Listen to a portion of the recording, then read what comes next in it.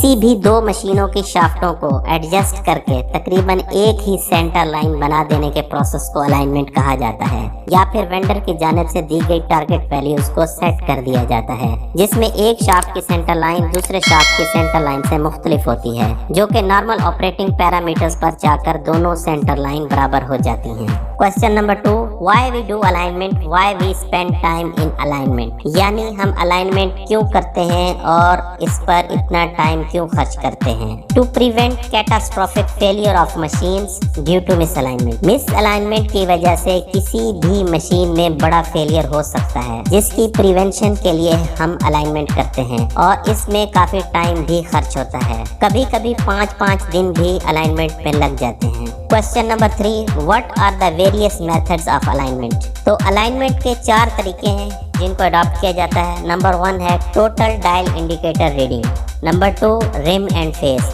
Number 3 reverse, number 4 laser. इन 4 तरीकों में सबसे ज्यादा रिम एंड फेस और लेजर मेथड को अडॉप्ट किया जाता है और इंटरव्यू में अमूमन आपसे इन ही 2 तरीकों पर डिस्कशन की जाती है। Question number 4, what are the types of misalignment. Basically misalignment की 2 टाइप्स होती हैं, एक रेडियल और एक एक्सियल। रेडियल में फिर फर्दर 2 टाइप्स होती हैं, इसको कहते हैं रेडियल हॉरिजेंटल और रेडियल वर्टिकल। एक्सियल में भी इसी तरह 2 टाइप हैं, एक्सियल हॉरिजेंटल और एक्सियल वर्टिकल।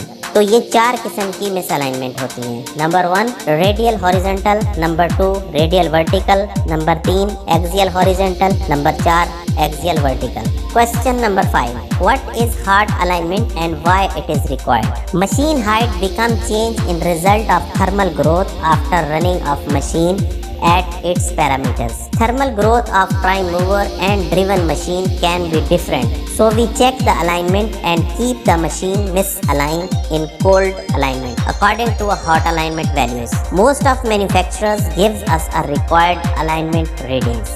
हर मशीन की नॉर्मल ऑपरेटिंग पैरामीटर्स पर थर्मल ग्रोथ होती है, जिसके नतीजे में shaft centre line cold position के मुकाबले में तब्दील हो जाती है। 2 अलग अलग मशीनों की थर्मल ग्रोथ भी अलग अलग होती है। अगर वेंडर हमें प्री डिफाइंड अलाइनमेंट रीडिंग्स या टारगेट वैल्यूज देता है तो हम कोल्ड अलाइनमेंट में ही ये वैल्यू सेट कर देते हैं, जो कि दिखने में मिस अलाइनमेंट लगती है, यानी हम एक मशीन को ऊपर और दूसरी मशीन को नीचे एडजस्ट कर देते हैं, जो कि नॉर्मल ऑपरेटिंग पैरामीटर्स पर आकर थर्मल ग्रोथ के नतीजे में बराबर हो जाती हैं। अगर हमें वेंडर की जानिब से टारगेट वैल्यूज नहीं दी गई तो हम कोल्ड अलाइनमेंट में दोनों मशीनों को बराबर यानी 0-0 कर लेते हैं। इसके बाद कपलिंग लगाकर मशीन को चला देते हैं। जब मशीन अपने नॉर्मल पैरामीटर्स पर आ जाती है तो इसको फौरन स्टॉप करके अलाइनमेंट चेक कर लेते हैं, लेकिन याद रहे कि मशीन को फौरन स्टॉप करके अलाइनमेंट चेक करनी है, यानी मशीन ठंडी या गर्म होकर अपनी हाइट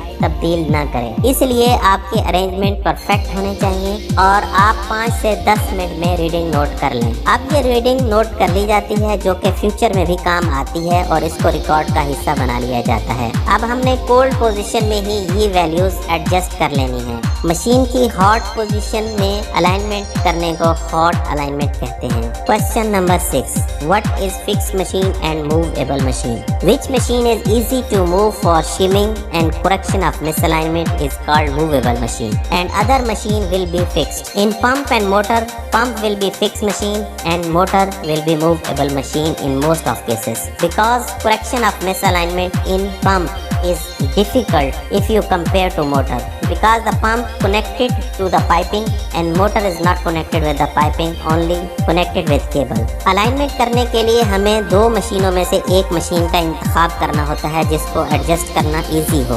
अगर मैं बात करूं मोटर और पंप की, तो मोटर को मैकेनिकली एडजस्ट करना आसान है बजाय के पंप को। तो जिस मशीन को हम मूव करवाते हैं वो मूवेबल मशीन होती है, जबकि दूसरी फिक्स। अगर किसी मशीन ट्रेन को अलाइन करना हो, यानी अगर प्राइम मूवर गैस टरबाइन है और आगे गियर बॉक्स लगा हुआ है, गियर बॉक्स कनेक्टेड है एलपी कंप्रेसर के साथ और एलपी कंप्रेसर कनेक्टेड है एचपी कंप्रेसर के साथ, तो आप एक दफ़ा गैस टरबाइन की गियर बॉक्स के साथ अलाइनमेंट चेक करते हैं, फिर गियर बॉक्स की एलपी कंप्रेसर के साथ और एलपी कंप्रेसर की एचपी कंप्रेसर के साथ। अब मिस अलाइनमेंट वैल्यूज और इजी मूवमेंट के हिसाब से मशीनों को मूवेबल या फिक्स बना लेना आप पर मुनहसर है। अगर मैं इस ट्रेन की बात करूं तो गैस टरबाइन और गियर बॉक्स के केस में गैस टरबाइन कदरे नीचे रखेंगे ताकि गैस टरबाइन गर्म होकर ऊपर उठ जाए, क्योंकि गैस टरबाइन गर्म होकर थोड़ा ऊपर उठेगी गियर बॉक्स की निस्बत। तो कोल्ड अलाइनमेंट में गैस टरबाइन गियर बॉक्स की निस्बत नीचे होगी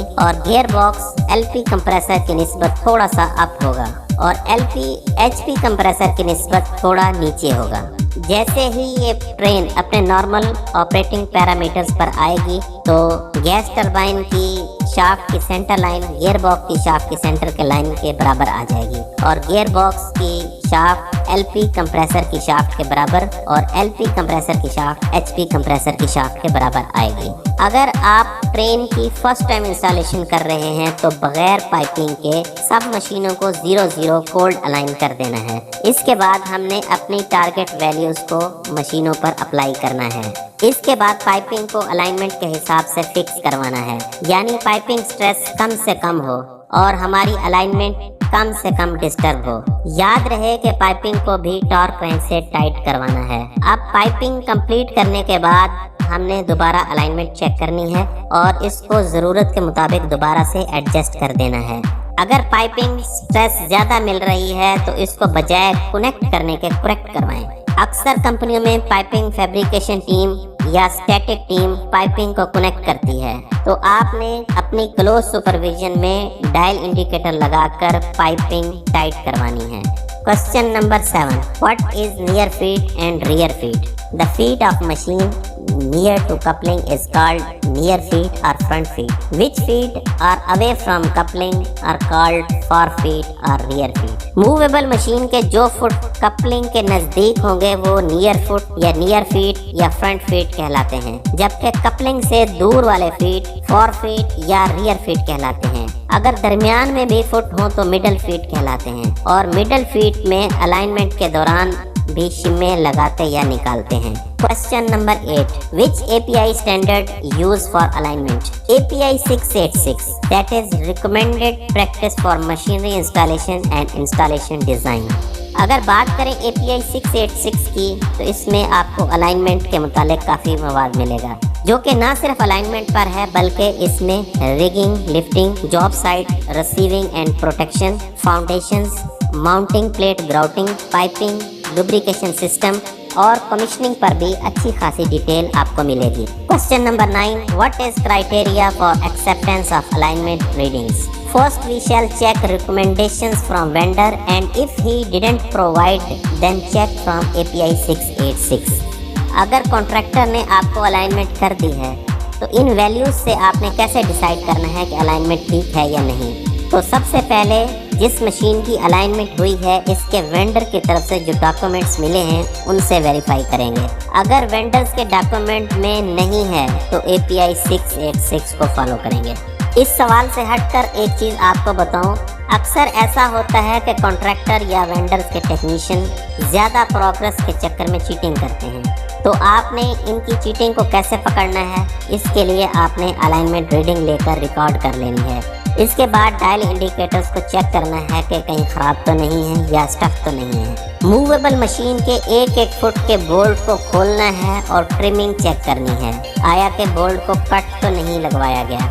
अक्सर ऐसा होता है कि अलाइनमेंट में बोल्ट फंस रहे होते हैं तो बजाय रूट काज को ठीक करने के बोल्टों को ट्रिम करवा दिया जाता है। 100 फुट को भी आपने चेक करना है। अलाइनमेंट रीडिंग को अचीव करने के लिए मूवेबल मशीन के बोल्टों में किसी बोल्ट को कम टार्क किया जाता है तो किसी को ज़्यादा। कॉन्ट्रैक्टर ने जिस टार्क पर बोल्ट्स को टार्क किया हुआ है आपने इसको दोबारा से टार्क करवाना है। अगर इसमें कुछ मसला होगा तो आपको पता चल जाएगा। इसके बाद उसी टॉर्क पर बोल्टों को लूज करवाना है। अगर कोई चीटिंग हुई होगी तो आपको फौरन पता चल जाएगा। अगर सब ठीक है तो सक्शन डिस्चार्ज लाइन को लूज करवाएं और अलाइनमेंट रीडिंग को दोबारा चेक करवाएं। यहाँ पर भी अक्सर औकात चीटिंग देखने को मिलती है। अगर लेज़र अलाइनमेंट है तो जो पॉइंट्स मैंने आपको बताए हैं इनके अलावा लेज़र की सेटिंग में भी गड़बड़ की जाती है। इसके अलावा लेज़र टूल की सेटिंग में डिस्टेंस जो डाले जाते हैं मेजरमेंट, उसमें भी चीटिंग होती है। या फिर मशीन के आरपीएम कम डाल दिए जाते हैं, यानी अगर एक मशीन 3000 आरपीएम पर ऑपरेट हो रही है तो इसको 1500 आरपीएम डाल देते हैं। अक्सर ऐसा भी होता है कि लेज़र टूल में एक्सेप्टेबल वैल्यूज़ को तब्दील कर दिया जाता है या फिर टारगेट वैल्यूज़ दे दी जाती हैं। अगर आप लेज़र टूल से प्रिंट निकाल कर देखें तो काफ़ी हद तक आपको आइडिया हो जाएगा। What are the tools required for alignment job, rim and face?